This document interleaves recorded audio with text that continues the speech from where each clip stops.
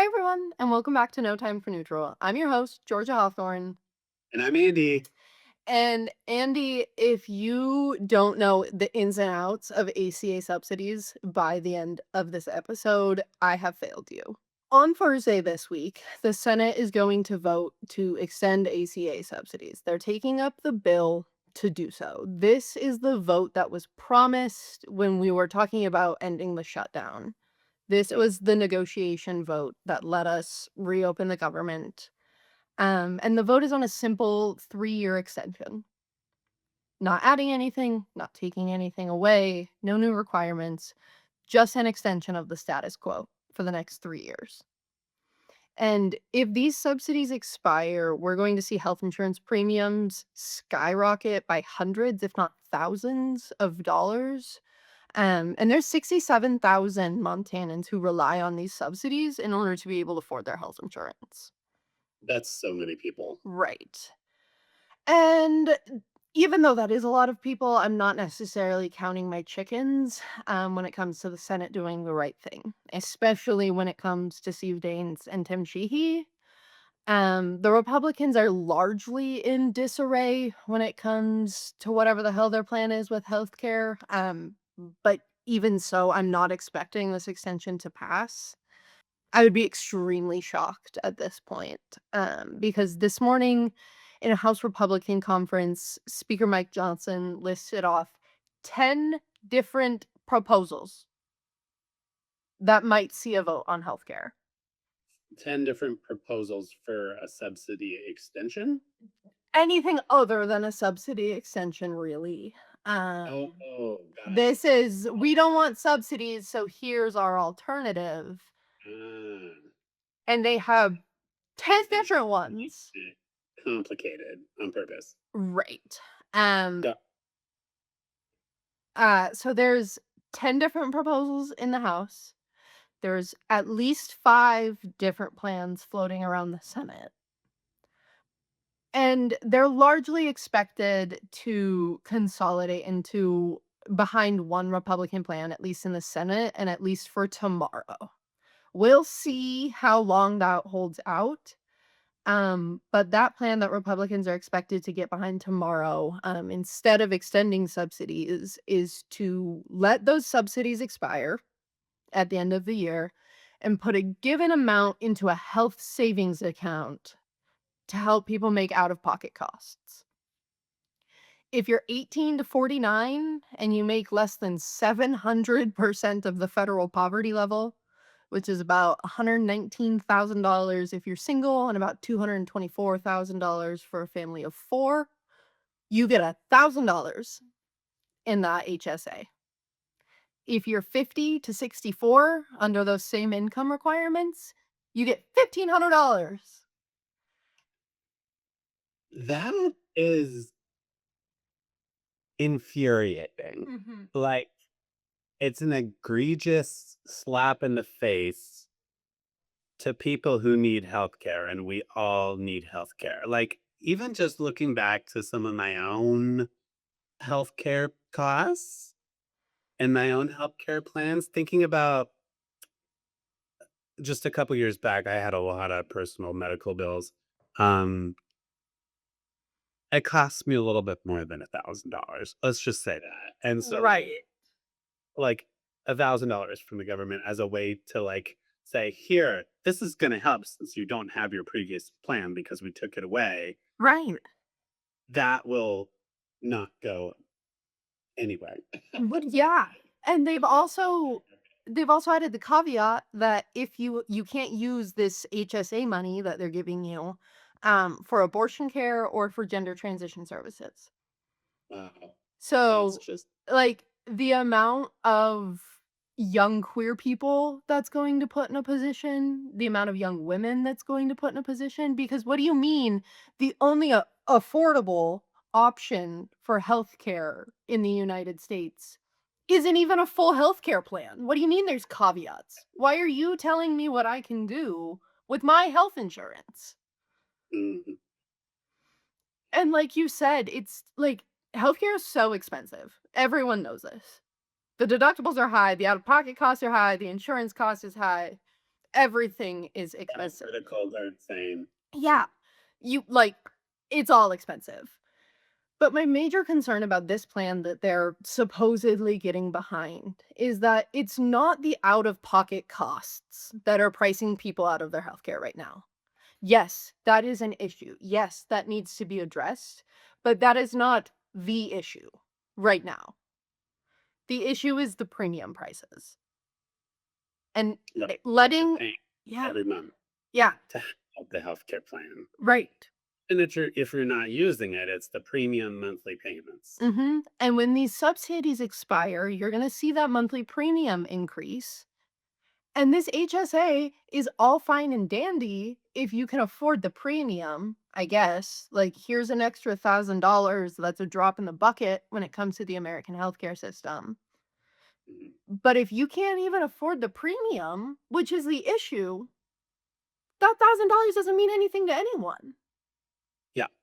Yeah, I've been seeing figures of people with a premium of like $75 a month skyrocketing all the way up to like $500, Mhm. like 5 times more or even more than what it was originally. Like that is criminal. Right. There was some reporting that came out that there's a couple in Livingston that their monthly insurance premium is going from somewhere in the thousands to somewhere in the 2000s. That's an extra $1,000 a month. So crazy. So maybe if the plan is to make the HSA $1,000 every month, then it might be worth it. But that's way too much money for Republicans to ever consider handing anyone that doesn't already make $1 million. Right. So it's all wildly frustrating. Because for the majority of Montanans, it would be more cost effective to just have lower premiums. You pay lower premiums, you have insurance all year long. You don't have to worry about it as much. But then you're going to look at higher premium prices every single month, and this $1,000 is supposed to bridge the gap. Yeah. No, that's insane and embarrassing for them. I I don't get it. It's so dumb. The fact that they're like intentionally, like following Trump's lead because like Trump ultimately wants to get rid of Obamacare because he hates Obama, blah, blah, blah. Republicans are following around, like following Trump's lead, whatever. And they don't have a plan, right? But like all people deserve healthcare. Healthcare is a human right. And what's stupid? Let's think like Republicans. Let's put a Republican thinking cap on for a second and just think about like money and economics. If you are going to make it extremely difficult for the bottom half of income earners to afford their health care, then you're screwing over the workforce, the people doing the work, the blue collar labor, the whatever, the people actually getting the job done for the white collar people, the business owners. What you gonna do when your workers are unhealthy? Give Right. them to like, I mean, I it's think about like so that's construction exactly workers. Like what it yeah, like you get a twinge in your knee and it might be a small tear then. You just have to stay off of it for 2 weeks, do some PT, and you'll be good to go. But if you're afraid of how much healthcare costs or you're not insured because your premium was too high, you're gonna wait and wait and wait and wait and wait and wait as long as you possibly can to go get that knee seen. And then when you finally go in after a year and a half of knee pain, they're gonna be like, "Oh my god, you tore your ACL. You should have had surgery a year ago, and now you're out of work for 9 months. Now your employer's down an employee for 9 months. Now you're looking at a crazy hospital bill, and the hospital's trying to figure out how to cover those costs on the back end, and it's such a domino effect for our healthcare system and our economy that, like, do these guys live in the real world? Have they ever taken, like, an economics class or a history class or gone to any class? Really? no, they truly do not live in the real world, that's for sure. The Republicans in the House and Senate that are, trying to finally come up with a new plan, but like get rid of Obamacare. They have some of the best healthcare in the world. Yeah. Just for our listeners that don't know that, elected officials working in Washington, D.C., currently, they have the best healthcare in the world. So the fact that they're trying to, like, figure out what they're going to do about the rest of the 300 and some million people living in the United States, like, they're clueless. Yeah. They just have no clue what it's actually like on the ground. Yeah. Like, to actually be a normal Montanan and, like, work hard for the things you have and be honest and show up for your neighbors, all of those things are completely foreign to them. Mhm. I was reading an article about the impact that all of this is going to have on our rural hospitals. And so we have what's called critical access hospitals in Montana, and it's basically this is the only emergency services option for a given range. And it's more common in eastern Montana than it is out west, but there are a handful in the west as well.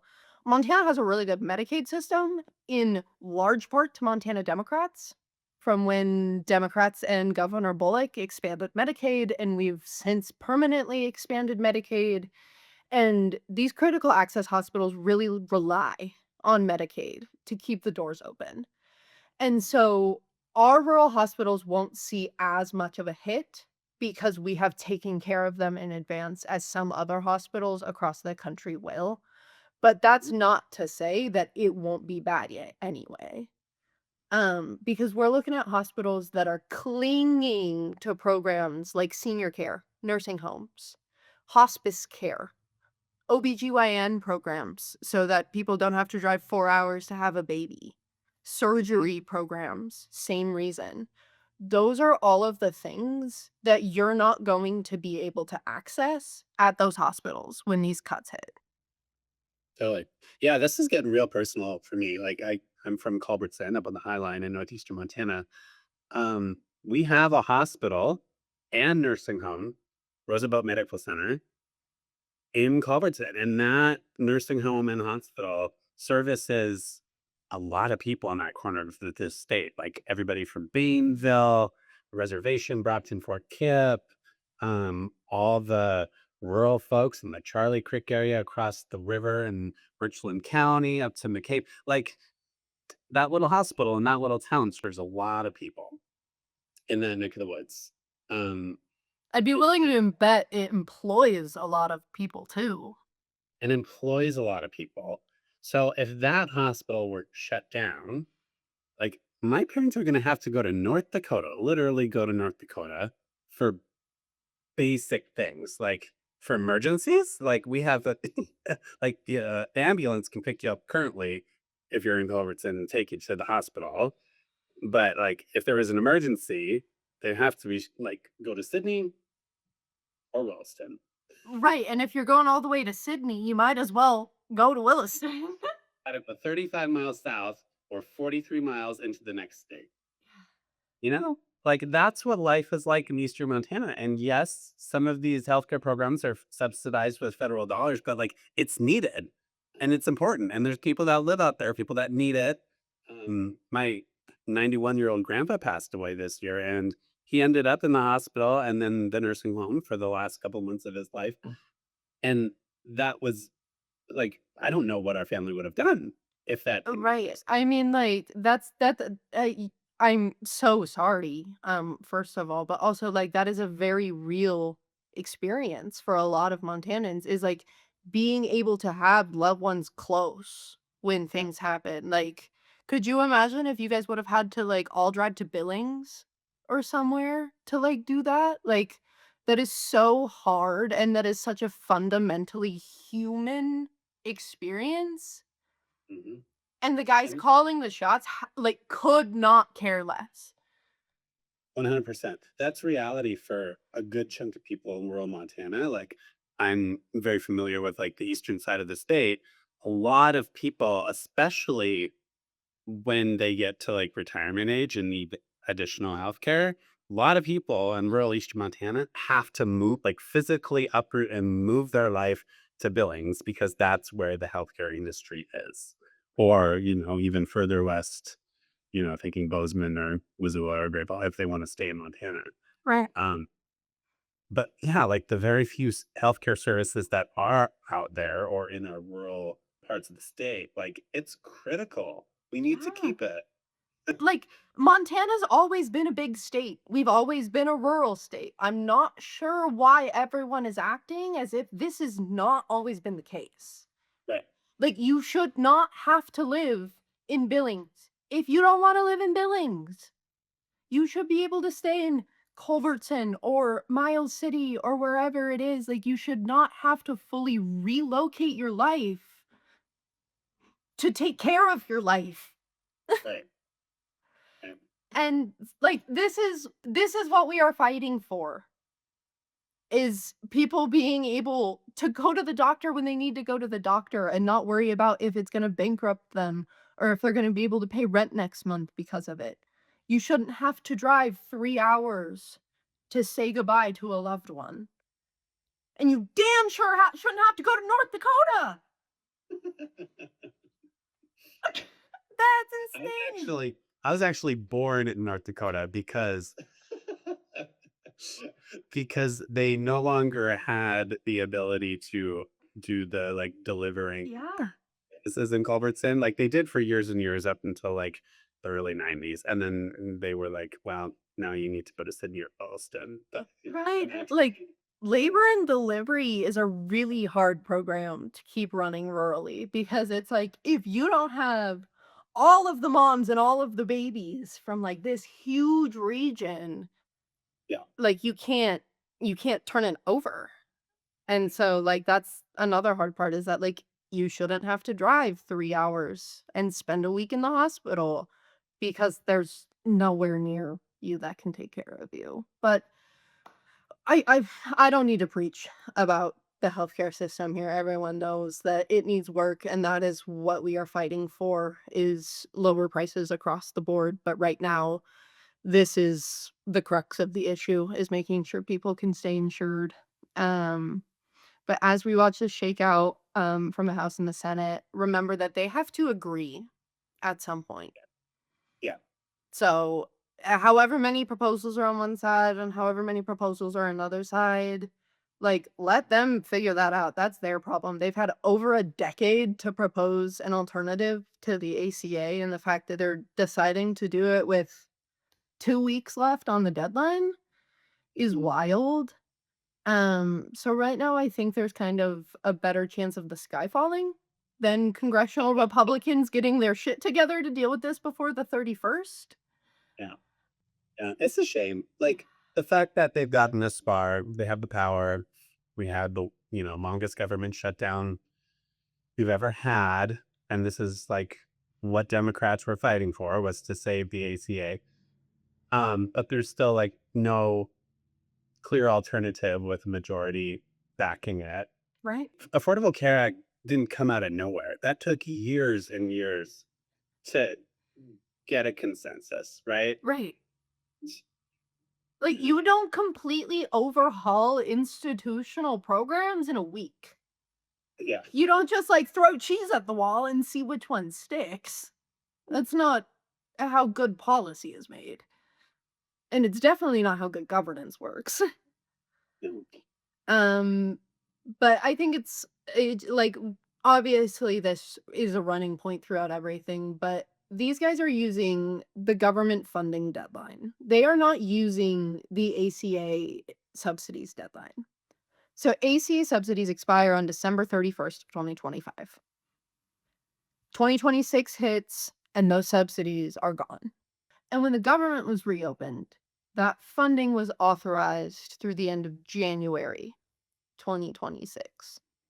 So the Republicans are looking at this going, sure, they expire at the end of the year, but we're not going to get anything done by then. And like, I kind of want to go home for Christmas and like, kind of sick of looking at all of you. So like, I'm not going to do this. And all of you guys can just deal with increased prices for a month because I'm not going to be forced to do my job until the end of January when the government's about to shut down again. Wow. Yeah. So we're gonna have about a week and a half of fighting and arguments, and general Capitol Hill drama, and then I'm expecting pretty much nothing tangible to happen. The Senate might pass something, the House might pass something, but I am not expecting both chambers to pass the same thing before they're out for Christmas. But Andy, in other news, Trump has announced this week that he is going to be giving a $12 billion bailout for American farmers to fix the issue that he created, which is his playbook from the jump. He's running around saying that I'm giving you all this money because of tariffs, because the economy is so good, because affordability is not real and it was made up by the Democrats. Like, I'm not like half of the things that come out of this guy's mouth, I'm like, what? But so he's saying that it's from tariffs. That's not true. Everyone looks shocked. This money is actually coming out of a USDA fund, the Department of Agriculture, which means this is being paid for with taxpayer money. So, for context, this is not tariff revenue. This is taxes money. Wait, but Um, he's telling people it's tariff revenue? yeah. So he's lying. Yes. Chuck. Yes, he is trying to claim that that he's framing it in his guys, I know, but it takes time. Like the economy doesn't turn around in a day. Be patient, be patient, be patient. It's just going to be a period of hardship. That is what he told everyone when he started launching this tariff war. And so now he's trying to spin it as, guys, I know you're having a really hard time right now, but look, I promise we're doing good. Here's some money back. Yeah. He Which, wants to look like the superhero coming in to save them. yeah, But the thing is, like, farmers aren't stupid. correct. They know they're struggling because of the tariffs that Donald Trump is so obsessed with and truly unsuccessful with Mhm. and causing so much hardship for everybody in this country. Right. I mean, like, especially Montana, like, our global trade agreements are what run family farms. Like, that is how they pay the bills. That is how they keep the lights on. When Trump started tariffing specifically Canada, is when it got really bad for Montana in specific, but also China. Fertilizer prices increased, machinery prices increased, and markets just like poofed out of existence. They just disappeared overnight.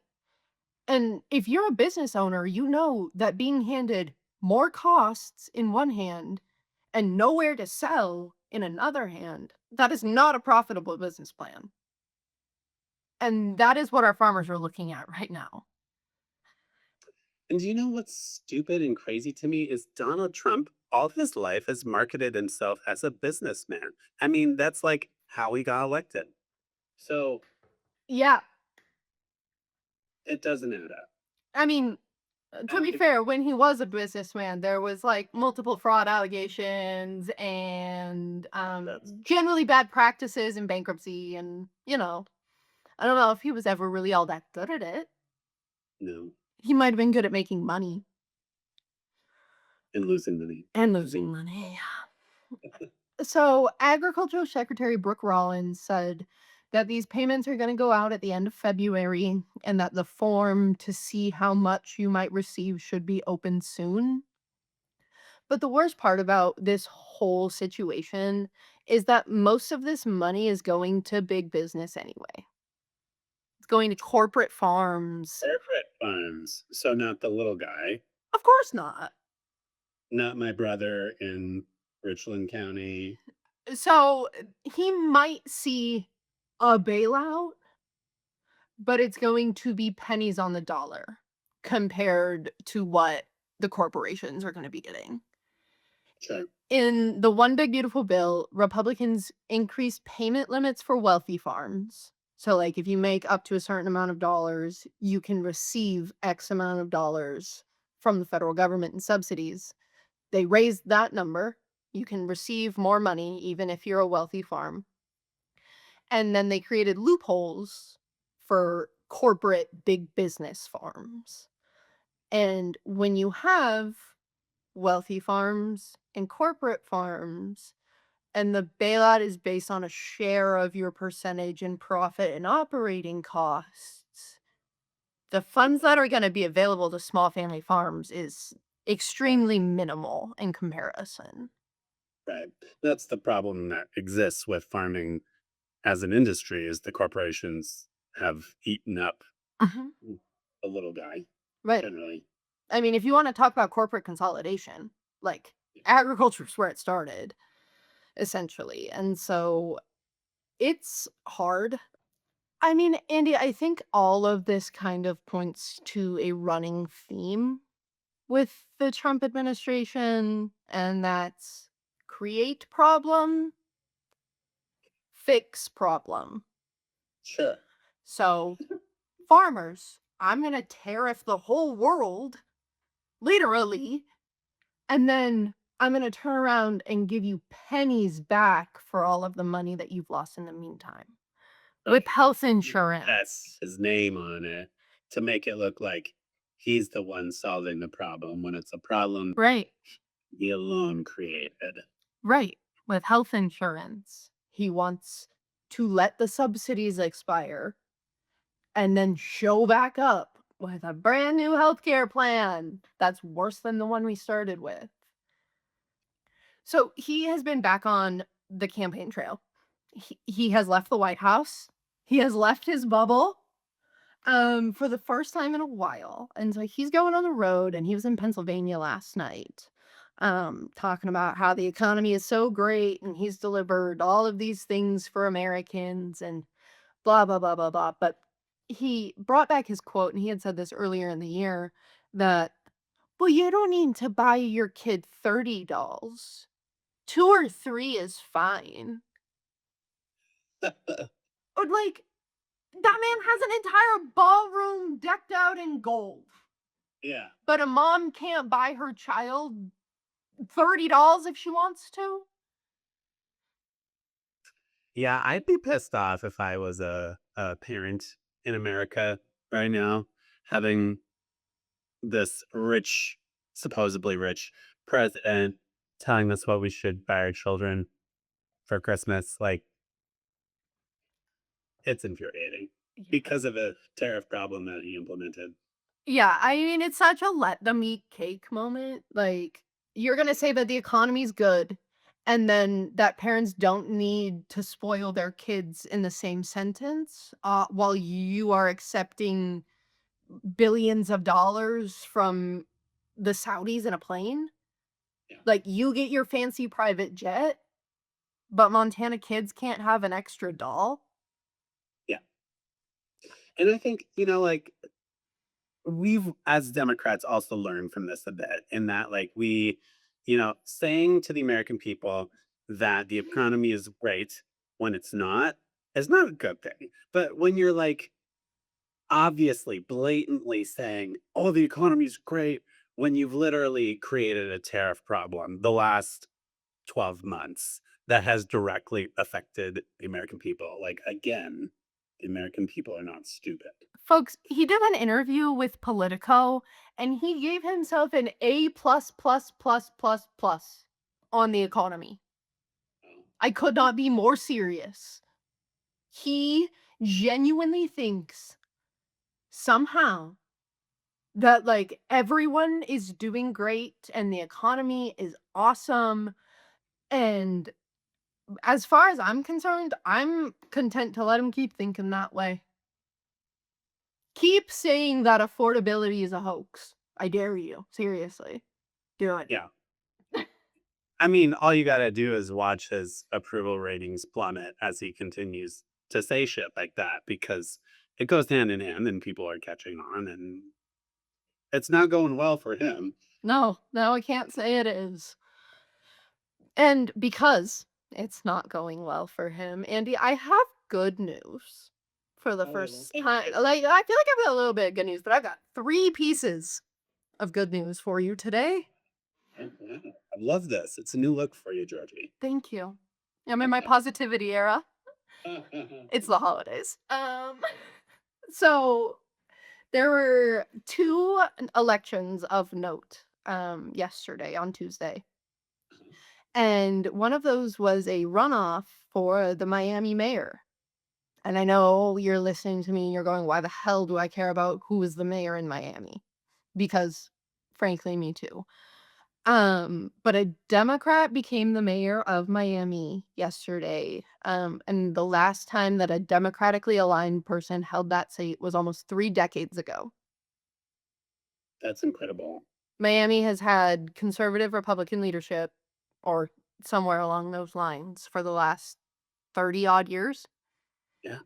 And that's And the it's one of our major cities. right, that's a And major city. And we saw that flip. Florida, the ever-growing Republican stronghold, Right. supposedly. Like we're talking home turf for DeSantis, for Trump. Like Mar-a-Lago's in Florida. Pam Bondi's from Florida. Yeah. And first female mayor ever, I believe, of Miami. I'm not sure, but I wouldn't doubt it. Yeah. So that was exciting. Her name's Eileen Higgins. Congrats to Mayor Higgins. I'm stoked about that. I know sometimes these feel like really small.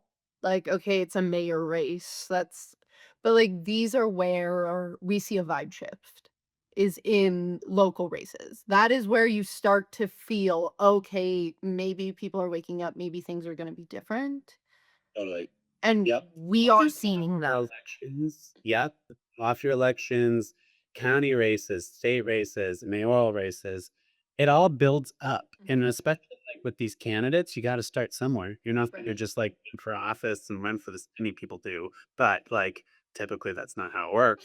But you gotta grow. Like the blue bench, for example. The whole reason we call it the blue bench is to build the A blue bench. bench.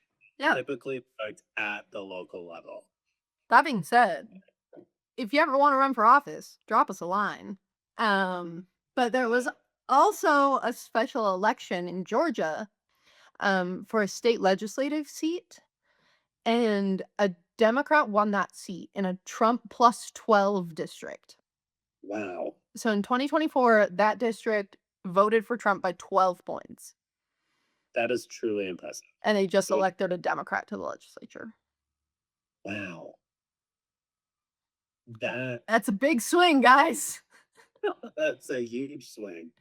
Like we Yeah. said last week, Zinke in the first congressional district lost by or won by 8. So, Right. like, if you look at the margins in which some of these races that we've seen in the off year have gone, Mhm. most seats in Montana are in play. Like, and this is what I need people to realize. I know things have felt weird for the last couple of years, especially here. Like, we have always been this purple state, and there are very much days where it doesn't feel like we're so purple anymore. We are. We are still purple. It just takes work to bring those people back. People Yeah. still value decency and fairness and being a neighbor. People still value those things. They're still out there. We just need your help to reach them. 100%. And It's all about turnout too. yeah, Getting people out to the polls to vote. and actually now, if you live in Bozeman, now is a great time to pay attention. Democratic Representative Ed Staffman, who represented, I believe it's HG 57, which is south of Bozeman, stepped down on November 1st. He's about to be a grandpa. He's going to spend more time with his family. He's been in the legislature since 2020. We're incredibly grateful for his work. Have the best time with that kiddo. But we've got a seat to fill. We got a Democratic seat to fill. And the way that works in Montana is we do not have special elections. We have a nomination process. And it's all a little odd, and I'm not totally sure as to where this came from, but the way it works is that county parties, so the Gallatin County Democratic Central Committee, nominated 3 people. They accept nominations from the public, from the committee. Hey, this is who I want to fill this seat. And then within the committee, they vote They pick 3. After the committee picks their 3 nominations, it goes to the county commission. And the reason why the central committee picks is so that there's still a partisan influence. So it was a Democratic seat, so the Democrats get to pick who the next option is gonna be, even if they don't get to make the final decision. That lies with the county commissioners. And so that vote is gonna be on December 16th. You can write into the Gallatin County Commissioners via public comment and speak to whatever candidate you prefer. The 3 women, Montana raised, MSU educated. I'm a little upset about the MSU education, but I love strong women, so I'll let it go. Um, the 3 nominations are Katie Fire Thunder. She is the youngest member of the nominations, and she is the co-founder of Bozeman Tenants United. Um, JP Pomachowski, she is a former state legislator, so she's been there before. And then Tanya Reinhardt is the 3rd one, and she's an Army vet. So if you live in Bozeman, it doesn't even necessarily need to be south of Bozeman if you don't live in the specific district. If you live in Bozeman, do some research, take a look into who the nominations are. And again, you can write into your county commissioners and support them via public comment. Sounds like a great group of nominees. Yeah, I was stoked. I love seeing women in positions of power. And so having it be an all women lineup, especially like the legislature is fairly historically male, like most things. So the more women in there, the better, in my opinion.